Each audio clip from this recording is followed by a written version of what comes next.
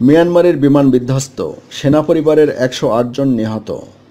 মিয়ানমারের সেনাবাহিনীর বিধ্বস্ত বিমানের ধ্বংসাবশেষ থেকে ২৯টি মৃতদেহ উদ্ধার করা হয়েছে। এর মধ্যে ৮টি শিশুও রয়েছে।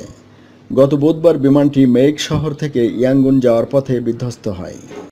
এরপর গতকাল আন্দামান সাগরে এর ধ্বংসাবশেষের সন্ধান পায় মিয়ানমার। আরোহীদের সবাই নিহত হয়েছে বলে কর্তৃপক্ষ ধারণা করছে।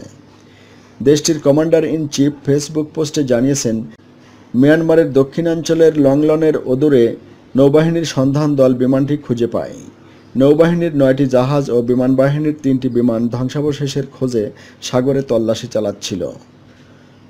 সেনাপ্রধানের কার্যালয় থেকে বলা হয়েছে, আরোহীদের মধ্যে ৩৫ জন সেনা সদস্য এবং সেনাদের পরিবারের ৭৩ জন সদস্য ছিলেন। সেনাদের পরিবারের সদস্যদের মধ্যে ১৫টি শিশু ছিল। এছাড়া ক্রু ছিল ১৪ জন।